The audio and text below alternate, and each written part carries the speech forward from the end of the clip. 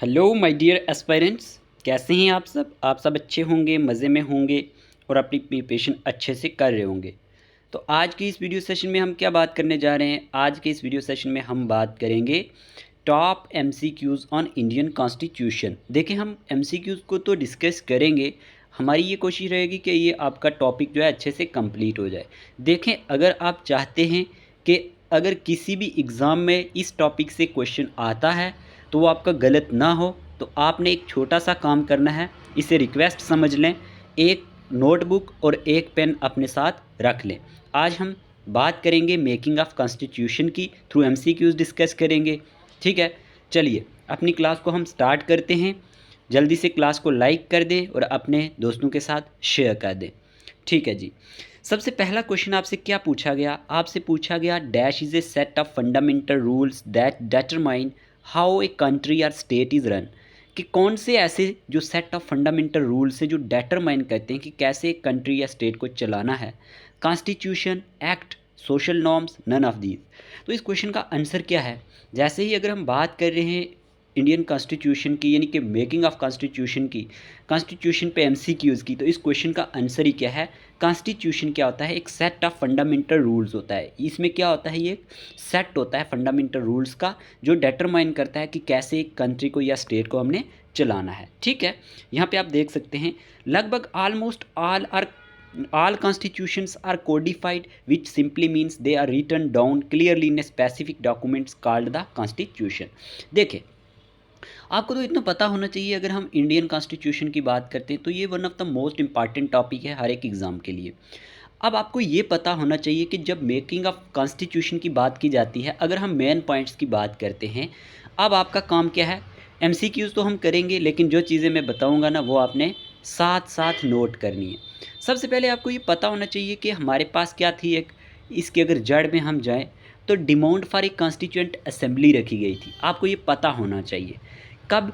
1934 में क्या होता है हमारे पास? That the idea of constituent assembly was put forward for the first time by M N. Roy. कौन देता है इसका आइडिया? एम.एन. रॉय देते हैं। ठीक है, ये आपको पता होना चाहिए। किसके लिए? कॉन्स्टिट्यूएंट असेंबली के लिए। फिर क्या होता है? देखें, अगर हम यहाँ पे 1935 में क्या होता है हमारे पास? जो इंडियन नेशनल कांग्रेस है, जिसे आप आईएनसी के नाम से जानते हैं, Indian national Congress for the first time officially demanded a constituent assembly. देखें, कॉन्स्टिट्यूएंट असेंबली से भी क्वेश्चन आते हैं, तो ये पार्ट है एक कॉन्स्टिट्यूशन का।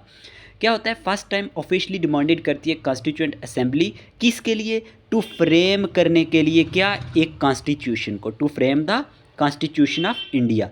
तो आपसे अगर क्वेश्चन पूछा जाए आज के बाद कि हमारे पास सबसे पहले इसका आइडिया किसने दिया था? एम.एन. रॉय ने दिया। कब दिया? 1934 में दिया।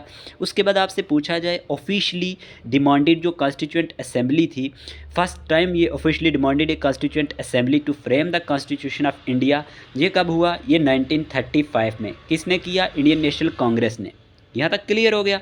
चलिए, फिर क्या होता है मेरे प्यारे दोस्तों? उसके बाद 1938 में हमारे पास क्या होता है?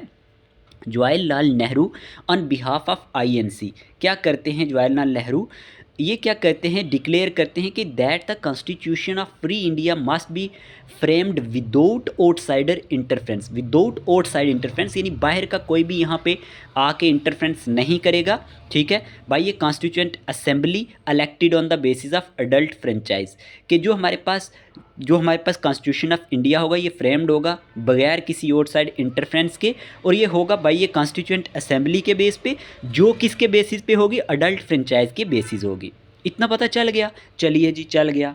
उसके बाद क्या होता है डियर एस्पिरेंट्स के जो डिमांड होती है वो फाइनली एक्सेप्टेड की जाती है principle by the British government in what is known as August offer of 1940। जो 1940 का अगस्त ऑफर होता है उसमें ये डिमांड क्या की जाती है? यहाँ पे फाइनली एक्सेप्टेड की जाती है। चलो, इतना तो आपको पता चल गया। यहाँ तक आपको पता चल गया होगा, आपने चीज़ें नोट की होंगी। देखें, अब पहले हम सेकंड क्वेश्चन की बात करते हैं, फिर उसके बाद आगे भी डिस्कस करेंगे। सेकंड क्वेश्चन आपसे पूछा गया who is known as the father of Indian constitution. Father of Indian constitution के नाम से कौन जाना जाता है? Mahatma Gandhi, Jawaharlal Nehru, doctor B R Ambedkar, Sardar Patel. तो बताएं ज़रा फादर ऑफ इंडियन कॉन्स्टिट्यूशन कौन है? बहुत बार ये क्वेश्चन पूछा जाता है। तो इस क्वेश्चन का आंसर है डॉक्टर बी आर अम्बेडकर जो हैं ये फादर हैं इंडियन कॉन्स्टिट्यूशन के। चलिए इतना समझ आ गया। देखिए मैंने आपको बताया कि अगस्त ऑफर में फाइनली जो डिमांड है वो एक्सेप्ट की जाती है। उसके बाद क्या होता है 1942 में यानी कि 1942 में हमारे पास सर स्टैफर्ड क्रिप्स, क्या नाम है बंदे का? सर स्टैफर्ड क्रिप्स, ये नाम आप भूलेंगे नहीं। सर स्टैफर्ड क्रिप्स जो होते हैं ये एक मेंबर होते हैं किसके? कैबिनेट के, जो came to India with the draft proposal of the British government on the framing of an independent constitution to be adopt after the world war second. ये क्या कहते हैं 1942 में ये इंडिया में क्या लाते हैं कैबिनेट मिशन के तौर पर, कहते हैं कि वर्ल्ड वॉर जब सेकेंड हो जाएगी उसके बाद आपको एक इंडिपेंडेंट कॉन्स्टिट्यूशन फ्रेम करने के लिए दिया जाएगा। चलिए यहाँ तक तो क्लियर हुआ। लेकिन जो क्रिप्स प्रपोजल होता है वो रिजेक्ट किया जाता है किसके थ्रू? मुस्लिम लीग के थ्रू। पॉइंट नोट करना, मुस्लिम लीग क्या करती है, उस जो हमारे पास क्रिप्स प्रपोजल होता है उसको रिजेक्ट कर देती है, which wanted India to be divided into 2 autonomous state. क्योंकि जो मुस्लिम लीग थी ये क्या चाहती थी कि इंडिया जो है ये 2 एटोनॉमस स्टेट में डिवाइड होना चाहिए विद सेपरेट कॉन्स्टिट्यूशनल असेंबलीज़ के साथ। 2 मतलब सेपरेट कॉन्स्टिट्यूएंट असेंबलीज़ होनी चाहिए। आखिरकार क्या होता है प्यारे दोस्तों, एक कैबिनेट मिशन सेंट भेजा जाता है इंडिया में while it rejected the idea of 2 constituent assemblies. जबकि इस आइडिया को भी क्या किया जाता है, जो आइडिया होता है 2 कॉन्स्टिट्यूएंट असेंबली का, इसको भी रिजेक्ट किया जाता है। ठीक है, उसके बाद क्या होता है हमारे पास यहाँ पे, पहले हम तीसरे क्वेश्चन की बात कर लेते हैं फिर आगे डिस्कस करते हैं। क्वेश्चन नंबर 3 पूछा गया, what is the preamble of the Indian constitution. Preamble क्या है इंडियन कॉन्स्टिट्यूशन का? एक इंट्रोडक्शन है, द बिगनिंग है, द प्रीफेस है या प्रोलोग है। ये क्वेश्चन 2 तरह से पूछा जाता है, what is the preface of Indian constitution या what is the preamble of the constitution, Indian constitution. तो डियर एस्पायरेंट्स याद रखना preface, okay. It specifies character and values like sovereign, socialist, secular, democratic, republic, justice, liberty, equality, fraternity. ठीक है, ये words इसमें दिए गए हैं। और preamble is based on the objective resolution. ये किस पे बेस करता है? ऑब्जेक्टिव रेजोल्यूशन पे जो ड्राफ्ट किया था और मूव किया था जवाहरलाल नेहरू ने 1946 में। ये क्वेश्चन भी एग्जाम में आता है। ठीक है, the preface to the Indian constitution is called the preamble. चलिए यहाँ तक तो बात हमारी हो गई। ठीक है, आगे चलते हैं। देखिए हम बात कर रहे थे कॉन्स्टिट्यूएंट असेंबली की भी। तो जो कंपोजिशन थी कॉन्स्टिट्यूएंट असेंबली की, अगर उसकी बात की जाए, constituent assembly was constituted in November 1946। ये कब बनाएगी, कॉन्स्टिट्यूट कब की गई थी? नवंबर 1946 में, under the scheme formulated bye cabinet mission plan. ये क्वेश्चन पूछा जाता है किस स्कीम के अंडर? कैबिनेट मिशन प्लान के अंडर। और इस स्कीम के फीचर्स क्या हैं हमारे पास? तब जो हमारे पास कंपोजिशन हुई थी कॉन्स्टिट्यूएंट असेंबली की, इसका जो फीचर्स थे वो ये थे कि मेंबर्स वर चूजन बाय इनडायरेक्ट इलेक्शंस, के जो मेंबर्स होंगे वो किस तरह से चूज़ किए जाएंगे? इनडायरेक्ट इलेक्शंस के थ्रू। ठीक है, by the member of the provincial legislative assemblies according to the scheme recommended by the cabinet mission. फिर दूसरा ये था कि द अरेंजमेंट उसमें जो था वो कितना था? उसमें ये था कि 292 मेंबर्स जो हैं वो इलेक्ट किए जाएंगे through the provincial legislative assembly से। किससे? प्रोविंशियल लेजिस्लेटिव असेंबली से। और 93 मेंबर जो होंगे वो हमारे पास रिप्रेजेंटेड जो करेंगे इंडियन प्रिंसली स्टेट्स, यानी group of states in case of small states. तो ये आपने याद रखना है, 93 मेंबर्स जो होंगे वो रिप्रेजेंटेड करेंगे इंडियन प्रिंसली स्टेट्स को। फिर 4 मेंबर्स जो होंगे वो हमारे पास क्या होंगे? रिप्रेजेंट करेंगे चीफ कमिश्नर प्रोविंस को। इतना समझ आ गया? चलिए फाइनली इसमें क्या होता है हमारे पास, टोटल मेंबरशिप जो होती है असेंबली की वो हमारे पास 389 होती है। ये क्वेश्चन पूछा जाता है। इस तरह से रिजल्ट क्या होता है, partition under the Mountbatten plan जो होता है 3 जून 1947 में, तब क्या होता है हमारे पास इस सेपरेट कॉन्स्टिट्यूएंट असेंबली जो होती है वो सेटअप की जाती है हमारे यहाँ किसके लिए? पाकिस्तान के लिए। And representatives of some provinces जो हमारे पास हैं to be the member of assembly. इस तरह से रिजल्ट क्या निकलता है, जो मेंबरशिप होती है असेंबली की वो रिड्यूस टू कितनी हो जाती है? 299। ये पॉइंट भी आपने याद रखना है कि बाद में रिड्यूस्ड करके कितने हमारे पास मेंबर बचे? 299 बचे थे, जो हमारे पास the membership of the assembly was reduce to 299। चलिए इसमें क्या होता है कि हमारे पास यहाँ पे एक चीज़ आपने ये याद रखनी है कि हमारे पास each province and princely state, जो हमारे पास प्रिंसली स्टेट क्या होती हैं, group of states in case of small states. यहाँ पे एक पॉइंट नोट करना है आपने कि ईच प्रोविंस एंड प्रिंसली, जो हमारे पास प्रिंसली स्टेट होंगी in case of small state जिन्हें हम कहते हैं, वह to be allotted seats in proportion to their respective population के अकॉर्डिंग उनको सीट्स अलॉटेड की जाएंगी। और फिर वहाँ पे रफली 1 seat was to be allotted for every million population, और लगभग 1 सीट जो होगी वो हमारे पास अलॉट की जाएगी हर एक मिलियन पॉपुलेशन पे। इतना आपको पता होना चाहिए। फिर हमारे पास क्या होता है, अगर हम बात करते हैं उसके बाद, चलो अगला क्वेश्चन डिस्कस कर लेते हैं, फिर इससे आगे डिस्कस करेंगे।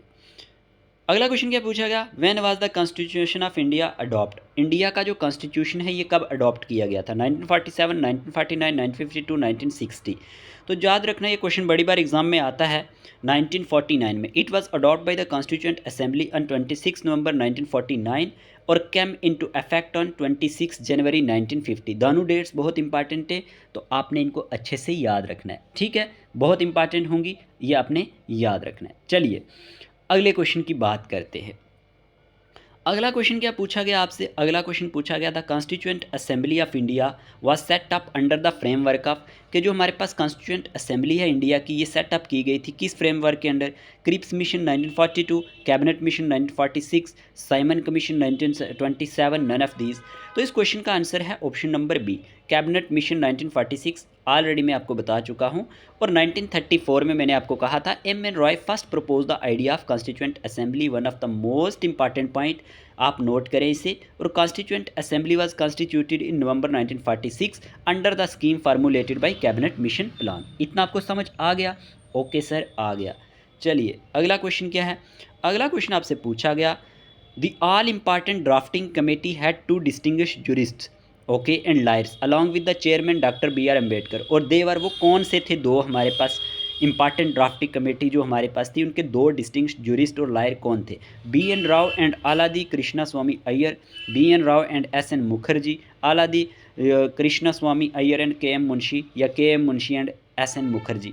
तो इस क्वेश्चन का आंसर है dear aspirants, Ayyar and K M Munshi जो है हमारे पास, आलादी जो हमारे पास कृष्ण स्वामी अय्यर हैं, और जो मुंशी के एम मुंशी की बात की जाए, ये टू डिस्टिंग्विश्ड जूरिस्ट्स भी थे, लायर्स भी थे, अलॉन्ग विद चेयरमैन इसके कौन थे, doctor B R Ambedkar in the drafting committee. आपसे क्वेश्चन पूछा जाता है कि ड्राफ्टिंग कमेटी के हमारे पास चेयरमैन कौन थे, डॉक्टर बी आर अम्बेडकर थे। इतना आपको पता होना चाहिए, ठीक है। देखिए ड्राफ्टिंग कमेटी के बारे में अगर मैं आपको कुछ बताऊं, थोड़ा सा इंपॉर्टेंट नोट कर लें। मोस्ट इम्पॉर्टेंट कमेटी जो थी वो हमारे पास ड्राफ्टिंग कमेटी थी। ये सेटअप कब होती है, ये अगस्त, नोट करें डेट, 29 1947 में सेटअप होती है।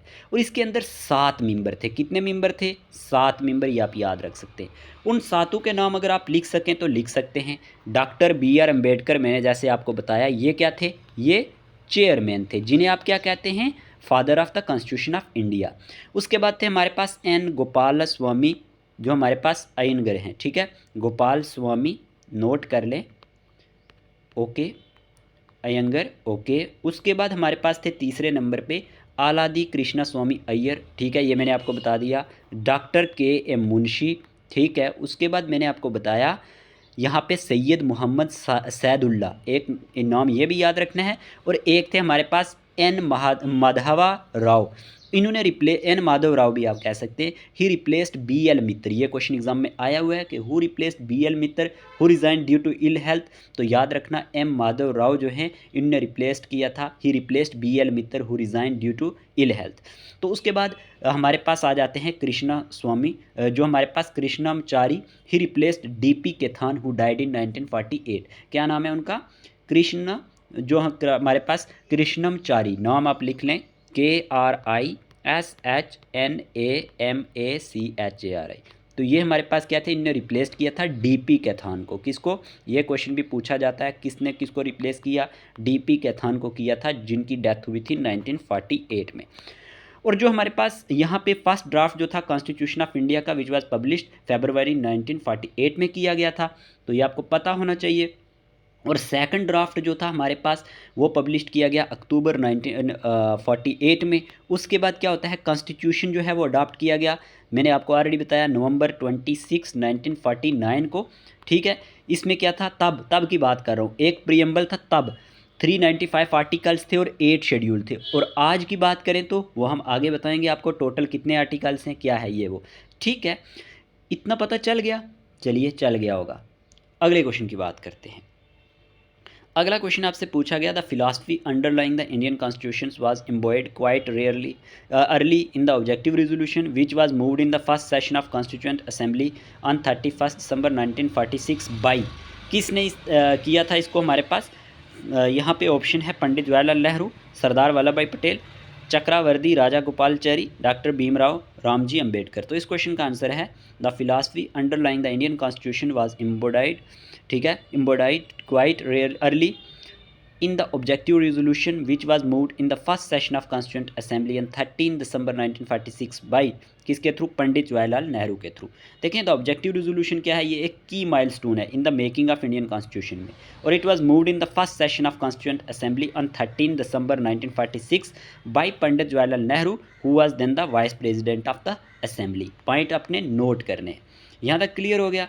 चलिए, यहाँ पे आपने एक बात और याद रखनी है कि हमारे पास हमारे पास क्या होता है, यहाँ पे जो इम्पॉर्टेंट पॉइंट है कि यहाँ पे एक क्वेश्चन इस तरह से भी आ जाता है कि कॉन्स्टिट्यूएंट असेंबली का क्रिटिसिज्म किस किस ने किया। बहुत सारे लोग थे जिन्होंने किया।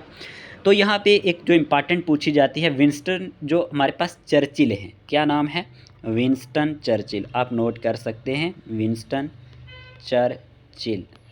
देखें, constituent assembly represented only one major community in India. इनका ये कहना था कि जो कॉन्स्टिट्यूएंट असेंबली है ये रिप्रेजेंट करती है सिर्फ किसको? One major community in India को। और ये भी याद रखना है कि जो हमारे पास एक आदमी का नाम था जिसका नाम था लॉर्ड विस्काउंट साइमन। क्या था? लॉर्ड, नोट करें, विस्काउंट साइमन। विस्काउंट साइमन, इसका ये कहना था कि जो हमारे पास कॉन्स्टिट्यूएंट असेंबली है ये एक बॉडी ऑफ ओनली हिंदूज़ की बॉडी है, इसने ये कहा था। ठीक है, यहाँ पे इस तरह से पूछ लेता है एग्जामिनर कभी कभी, तो ये आपने याद रखना है। चलिए, अगला क्वेश्चन क्या पूछा गया? अगला क्वेश्चन आपसे पूछा गया, the national anthem was adopt by constituent assembly on which of the following day? 24 January 1950, 22 July 1947, 29 August 1947, 26 November 1949। तो इस क्वेश्चन का आंसर है नेशनल एंथम यानी द सॉन्ग जाना गाना माना। कंपोज्ड, ओरिजिनली इसको कंपोज किया गया था बंगाली में, ये पॉइंट आपने नोट करना है, by Rabindranath Tagore.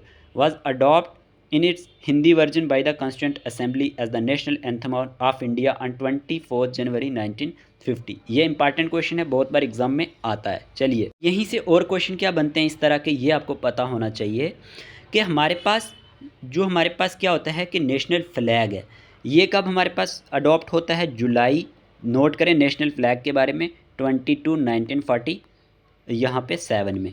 Okay, flag की बात कर रहा हूँ, ये कब अडॉप्ट किया गया था। उसके बाद अगर हम बात करते हैं नेशनल एंथम, मैंने बताया 24 जनवरी 1950। ओके, फिर नेशनल सॉन्ग जो है वो हमारे पास यहाँ पे हो गया 24 जनवरी 1950। ओके, और एक बात और याद रखना है, डॉक्टर राजेंद्र प्रसाद जो हैं ये फर्स्ट प्रेसिडेंट ऑफ इंडिया थे, इनको कब इलेक्ट किया गया था?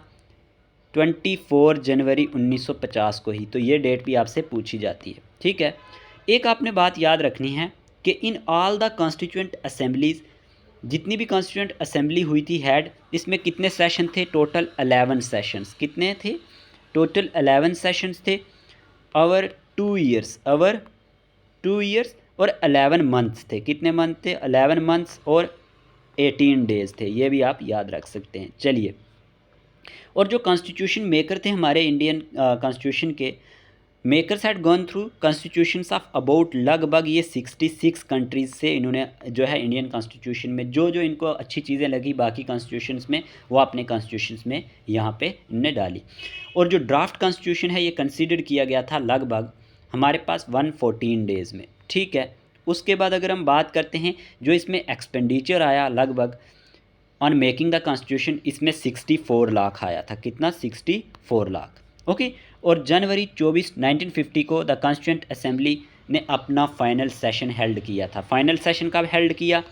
24 जनवरी 1950 को। ठीक है, ये भी आप याद रख सकते हैं। चलिए, इतना समझ आ गया। ओके, अगले क्वेश्चन की बात करते हैं। अगला क्वेश्चन आपसे पूछा गया, the first meeting of the constituent assembly had taken place on December 9, 1946 was presided by whom as its interim president. मतलब इसका प्रेसिडेंट कौन था तब? Pandit Jawaharlal Nehru, doctor B.R. Ambedkar, doctor Rajendra Prasad, doctor Sachchidanand Sinha. तो इस क्वेश्चन का आंसर है ऑप्शन नंबर डी। अभी मैंने आपको बताया, the first meeting of the constituent assembly of India took place in constitution hall new Delhi on 9 दिसंबर 1946। और जो हमारे पास सच्चिदानंद सिन्हा हैं, ये first president of the constituent assembly थे। इतना आपको पता होना चाहिए। अच्छा, एक चीज़ आपको ये याद रखनी है ऑब्जेक्टिव रिजोल्यूशन के बारे में, मैंने आपको बताया नहीं। जो ऑब्जेक्टिव रिजोल्यूशन है ना, उससे भी अगर हम बात करें कुछ इंपॉर्टेंट चीज़ों की, तो चलो बता देता हूँ ऑब्जेक्टिव रिजोल्यूशन के बारे में। क्वेश्चन आएगा, ये भी कॉन्स्टिट्यूशन का पार्ट है। Objective resolution was the resolution moved by Jawaharlal Nehru. ये सवाल सीधा सीधा ऐसे ही बनता है, किसने मूव किया था? जवाहरलाल नेहरू ने। कब किया? 13 दिसंबर 1946 में। ये पॉइंट आपने नोट करना है। उसके बाद एक चीज़ याद रखनी है, in the first session of Indian constitution, जो हमारे पास इंडियाज कॉन्स्टिट्यूंट असेंबली, और विच वाज, जो हमारे पास charge with objective to frame Indian constitution, और it was unanimously adopt on 22 January 1947 को ये अडॉप्ट किया गया था। कब? 22 जनवरी 1947 को। मैं एक बात किसकी कर रहा हूँ? ऑब्जेक्टिव रिजोल्यूशन की। अगर हम ऑब्जेक्टिव रिजोल्यूशन की बात करते हैं ना, इन सिंपल सेंस में, ये क्या है? Direction given to Indian constitutional maker on the basis which it has to be written that why it later became preamble of our constitution. ठीक है, later became preamble of our constitution. बाद में जो हमारा क्या बना, ये प्रियम्बल बना हमारे कॉन्स्टिट्यूशन का। तो ये आपने याद रखना है, इंपॉर्टेंट है। यहाँ पे मैं एक और आपको बात बताता चलूँ, तो जो हमारे पास यहाँ पे क्या होता है, आपसे एग्जामिनर क्वेश्चन पूछता है कि वाइस प्रेसिडेंट कौन था असेंबली का, कॉन्स्टिट्यूंट असेंबली का? तो H.C. मुखर्जी थे पहले। अगर हम बात करते हैं, कौन थे? H.C. Mukherjee was elected as the vice president of the assembly. और B.N. राव बहुत इंपॉर्टेंट है, इनको अपॉइंट किया गया था किस तरह से? As the constitutional adviser of the assembly. Okay. और मीटिंग में हमारे पास ये जो मीटिंग थी, ये अटेंड की थी लगभग 211 members, because Muslim League boycott the meeting. तो ये आपने याद रखना है, ये भी क्वेश्चन एग्जाम में पूछ लेता है एग्जामिनर। अगला क्वेश्चन आपसे क्या पूछा गया? अगला क्वेश्चन आपसे पूछा गया है, the law making procedure in the Indian constitution has been inconsiderably influenced by the constitution of Australia, Japan, North Korea, UK. The law making procedure in the Indian Constitution has been inconsiderably influenced by the Constitution of, यहाँ पे आप देख सकते हैं, Japan. Okay, option number B इसका correct answer है। The law making procedure in the Indian Constitution has been inconsiderably influenced by the Constitution of Japan। देखें, ये क्वेश्चन एग्जाम में पूछे गए क्वेश्चन हैं। अगर मैं कुछ और इम्पॉर्टेंट फैक्ट्स की आपको बात बताऊँ, यहाँ पे कॉन्स्टिट्यूशन से जो क्वेश्चन पूछे जाते हैं, देखें यहाँ पे आपको एक पॉइंट याद रखना है कि जो एलिफेंट है ना, elephant was adopt as the symbol seal of the constituent assembly. कि एलिफेंट को किस तरह से अडॉप्ट किया गया? Symbol seal of the constituent assembly. इतना याद रखना है। मैंने आपको एक पॉइंट बताया था, sir B.N. Rau was appointed as the constitutional adviser to the constituent assembly. जब कॉन्स्टिट्यूंट असेंबली के जो हमारे पास यहाँ पे कॉन्स्टिट्यूशनल एडवाइज़र कौन थे? Sir B.N. राव थे। ये पॉइंट आपको पता होना चाहिए। एक नाम और आपने याद रखना है, यहाँ पे HR जो हमारे पास क्या थे? आयंगर। तो इनका नाम आपने याद रखना है, ये सेक्रेटरी थे कॉन्स्टिट्यूंट असेंबली के। फिर हमारे पास SN मुखर्जी जो थे, वो हमारे पास क्या थे? SN मुखर्जी की बात करें तो ये हमारे पास थे यहाँ पे chief draft man of the constitution in the constituent assembly. Okay. फिर अगर हम बात करें, एक नाम और आपने याद रखना है, प्रेम बिहारी नारायण। क्या? प्रेम बिहारी नारायण जो थे, रायज़ादा भी कहा जाता है इन्हें, वाज द कैलीग्राफर, यानी कि एक गुड पेन मैन थे इंडियन कॉन्स्टिट्यूशन के। ठीक है। और ओरिजिनल कॉन्स्टिट्यूशन जो है वो hand written by him in a following italic style में इन्होंने लिखा था, प्रेम बिहारी नारायण, जो हमारे पास रायज़ादा थे। और जो ओरिजिनल वर्जन है ना इसका, ये ब्यूटीफाइड और डेकोरेट किया है बाई आर्टिस्ट्स फ्रॉम, जिनका नाम था शांति निकेतन, यानी इंक्लूडिंग नंदलाल बोस, एक नाम याद रखना है, एंड ब्योहर राम, जो हमारे पास मनोहर सिन्हा हैं। उन्होंने क्या किया? ओरिजिनल वर्जन जो है उसको ब्यूटीफाई किया है और डेकोरेट किया है। और आपने ये भी याद रखना है कि हमारे पास जो कैलीग्राफी है Hindi version of original constitution की, वो किसने की, वो हमारे पास यहाँ पे अपना नाम एक याद रखना है, वसंत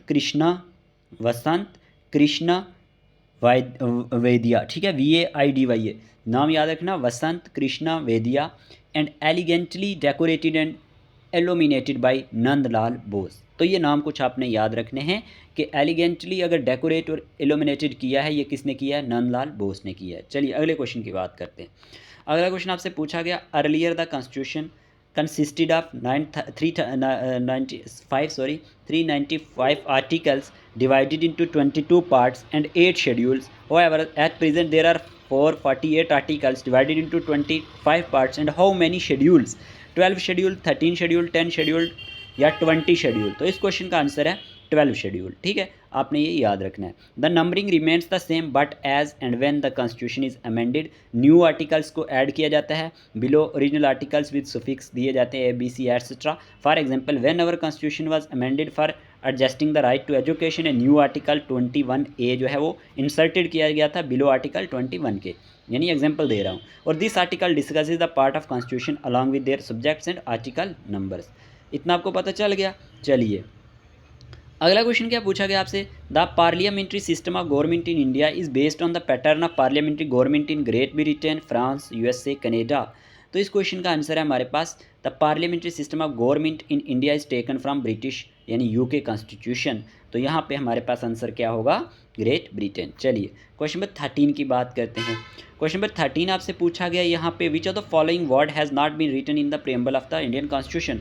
कौन सा वर्ड जो है वो नहीं लिखा गया हुआ प्रीएम्बल ऑफ इंडियन कॉन्स्टिट्यूशन में, सोवर्न, सोशलिस्ट, डेमोक्रेटिक, इंडियंस। तो इस क्वेश्चन का आंसर है the term socialist, secular and integrity. ये वर्ड बहुत इंपॉर्टेंट है, याद रखना। Socialist, secular and integrity were not present in the preamble when the constitution was passed. चलिए क्वेश्चन नंबर 14 क्या पूछा गया आपसे, what is the true mean of secular. True mean क्या है, सेकुलर का मतलब क्या है, all religions are equal in the eyes of government, या special importance to a religion related to minorities, या फिर one religion is promoted by the government, या नन ऑफ द फॉलोइंग। तो इस क्वेश्चन का आंसर है the true meaning of secular is all religions are equal in the eye of government. Okay, सारे जो religion हैं वो बराबर हैं, और equality among religion is the heart and ये हमारे पास क्या है, essence of Indian Constitution. All religions are equal in the eyes of the state demonstrates that there is no religion of states, everyone is considered equal. चलिए ये समझ आ गया आपको। अगला क्वेश्चन आपसे पूछा गया यहाँ पे, who among the following said that the preamble of the Indian Constitution is the keynote of the Constitution। यहाँ से किसने कहा हुआ है कि जो हमारे पास preamble of the Indian constitution है ये की नोट है कॉन्स्टिट्यूशन का। एर्नेस्ट जो हमारे पास बारकर हैं, जवाहरलाल नेहरू हैं, डॉक्टर BR अम्बेडकर हैं, नेल्सन मंडेला हैं। तो इस क्वेश्चन का आंसर है Ernest Barker said that the preamble of the Indian constitution is the key note of the constitution, he was so moved by the preamble text that he quoted it when his popular book open principles of social and political theory 1951। तो ये आपने book का नाम भी याद रखना है। तो एर्नेस्ट बारकर ने इसे क्या कहा है, इज़ द जो हमारे पास प्रीएम्बल है इंडियन कॉन्स्टिट्यूशन का, ये की नोट है कॉन्स्टिट्यूशन का। ठीक है, यह तक क्लियर हो गया। अगर मैं कुछ और इंपॉर्टेंट पॉइंट्स आपको बताऊं प्रीएम्बल ऑफ द कॉन्स्टिट्यूशन के बारे में, तो अमेरिकन कॉन्स्टिट्यूशन जो है ना was the first to be begin with the preamble USA। ये एक फैक्ट है कि USA जो है ये सबसे पहले जो है अमेरिकन कॉन्स्टिट्यूशन जो है वो शुरू हुआ था प्रीएम्बल के साथ। फिर many countries including preamble refers to the introduction or preface to the constitution. तो ये आपने याद रखना है।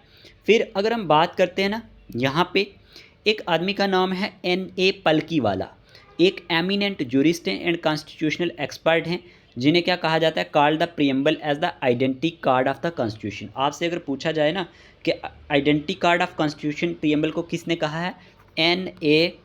पलकीवाला ने कहा है। ये भी आपने याद रखना है, ये प्रीएम्बल भी एक पार्ट है कॉन्स्टिट्यूशन का। फिर preamble to the Indian constitution is based on, किस पे बेस्ड है मैंने आपको बता दिया यहाँ पे, ऑब्जेक्टिव रिजोल्यूशन। ठीक है, जो हमारे पास पंडित जवाहरलाल नेहरू ने क्या किया था, मूव किया था, और ये अडॉप्ट कब हुआ था, 42nd जो हमारे पास कॉन्स्टिट्यूशनल अमेंडमेंट एक्ट 1976 के अंडर। ठीक है ना। और our preamble is based on, किसके ऊपर बेस्ड है, ये आपने याद रखना है, UN चार्टर के ऊपर बेस्ड है। ठीक है, अगर हम बात करते हैं अगर, तो ये आपने याद रखना है, यहाँ पे जो टेक्स्ट ऑफ द प्रीएम्बल है आपको पता होना चाहिए। आप NCERT की बुक उठाना, उसमें शुरू में लिखा होगा, we the people of India have solemnly resolved to constitute India into a sovereign, है ना, socialist, secular, democratic republic and to secure to all its citizen. तो ये आपने याद रखना है। इसके अंदर बहुत सारी चीज़ें आती हैं। अगर हम बात करें जस्टिस के बारे में, या 3 टाइप का जस्टिस होता है, social, economic and political justice होता है। Liberty of thoughts, 5 types of liberty होती है। लिबर्टी ऑफ एक्सप्रेशन होता है, बिलीफ होता है, फेथ होता है, वर्शिप होता है, इक्वलिटी ऑफ स्टेटस होता है, and opportunity and to promote among them all. फिर फ्रैटर्निटी वर्ड की बात करें, 2 टाइप्स ऑफ फ्रैटर्निटी होती है, जो एश्योरिंग करती है dignity of the individual and the unity and integrity of the nation. अगर हम अपने कॉन्स्टिट्यूएंट असेंबली की बात करते हैं तो ये हमारे पास, आपको पता है, मैंने वो बता दिया, 26 जो हमारे पास क्या थी, नवंबर 1949 को हमारे पास अडॉप्ट, इनेक्ट एंड हमारे पास give to our self this constitution. ठीक है, ये आपने याद रखना है, इंपॉर्टेंट हो गए आपके एग्जाम के लिए। फिर हमने ये याद रखना है कि प्रीएम्बल कैन बी अमेंड, ये किसके अंडर अमेंड किया जाता है, किस आर्टिकल के under, under article 368 of the constitution. ठीक है, क्वेश्चन एग्जाम में पूछ सकता है एग्जामिनर, तो ये आपने याद रखना है। ठीक है, लेकिन एक बात ये भी याद रखनी है कि preamble has been amended only once, एक बार हो चुका है, आज तक 1976 में हुआ था, by the 42nd constitutional amendment act के थ्रू हुआ था। ठीक है, which has added 3 new words उसमें ऐड हुए थे, एक सोशलिस्ट हुआ था, एक सेकुलर हुआ था, और इंटीग्रिटी, ये भी आपने याद रखना है। ओके, इंपॉर्टेंट होगा। ये कुछ बातें इंपॉर्टेंट मैंने आपको बताई। अगले क्वेश्चन की बात करते हैं। The language of preamble of the constitution is taken from the constitution of, कि जो प्रीएम्बल की लैंग्वेज है हमने किस कॉन्स्टिट्यूशन से लिया है, अमेरिका, कनाडा, ऑस्ट्रेलिया, आयरलैंड। तो इस क्वेश्चन का आंसर है option number C, Australia. Language of the preamble of the constitution is taken from the constitution of Australia, but the idea of including a preamble in the constitution was borrowed from the constitution of United State of America. तो ये points आपने दिमाग में बिठाने हैं कि statement क्या कह रही है। ठीक है, अगले क्वेश्चन की बात करते हैं। अगला क्वेश्चन आपसे पूछा गया, the preamble of the Indian constitution starts with the phrase, ये किस फ्रेज के साथ स्टार्ट होता है, वही the people of India, in the name of God, India is sovereign, socialist, secular, democratic, republic, option D to secure to all its citizen. तो इस question का आंसर है वही द पीपल ऑफ इंडिया, मैंने already आपको बता दिया। चलिए अगला क्वेश्चन क्या है, क्वेश्चन नंबर 18 आपसे पूछा गया, which of the following was adopt as symbol of constituent assembly, elephant, deer, bear, tiger. Already बताया था डियर एस्पायरेंट्स कि जो हमारे पास सिंबल ऑफ एलिफेंट है ये अडॉप्ट किया गया सिंबल ऑफ कॉन्स्टिट्यूएंट असेंबली। अगर हम बात करते हैं the symbol of an elephant has a long and rich cultural history in India, क्यों मतलब किया गया, and it's adaptation as the emblem of Constituent Assembly of India in 1947 was a reflection of this cultural heritage. Okay, the Constituent Assembly was tasked with drafting a new constitution for India following its independence from British rule. तो ये आपने याद रखना है। Question number 19 की बात करते हैं, Who was the constitutional advisor of the Assembly 1946? Already बता दिया, M K Gandhi, Jawaharlal Nehru, K M Munshi, B N Rau. तो डियर एस्पिरेंट्स मैंने बताया था B N Rau was appointed as the constitutional advisor to the Constituent Assembly in 1946. Next question आपसे पूछा गया, जो आज का लास्ट क्वेश्चन होगा, ये आज पार्ट फर्स्ट है आपका पॉलिटी का, जो आपके सिलेबस में मेंशन्ड है। तो who declared Ambedkar as father of Indian constitution, किसने डिक्लेयर किया था अम्बेडकर को father of Indian constitution, Jawaharlal Nehru, K M Munshi, B R Ambedkar, none of this. तो इस क्वेश्चन का आंसर है the official title of father of Indian constitution was first use to refer to doctor B R Ambedkar by prime minister Jawaharlal Nehru in his condolence message on Ambedkar death इन 1956। ठीक है जी, हमने इस video में 20 question discuss किए और साथ में थोड़ी सी अपने ब्रीफ इसमें मेन चीज़ें देखी जहाँ से क्वेश्चन एग्जामिनर पूछता है। होप आपको ये वीडियो छोटा सा अच्छा लगा होगा। अगर वीडियो अच्छा लगा है तो वीडियो को लाइक कर देना, हमारे लिए एक कमेंट कर देना। आपके कमेंट हमारे लिए एक मोटिवेशन का बायस बनते हैं। बाकी अगर आपने हमारा व्हाट्सएप ग्रुप नहीं ज्वाइन किया हुआ तो आप हमें इस नंबर पर मैसेज कर सकते हैं और ग्रुप को ज्वाइन कर सकते हैं। मिलते हैं रात को, हमारे पास जो मॉक टेस्ट होने वाला है फीमेल सुपरवाइज़र एग्ज़ाम का, उसके साथ। तब तक take care of your self.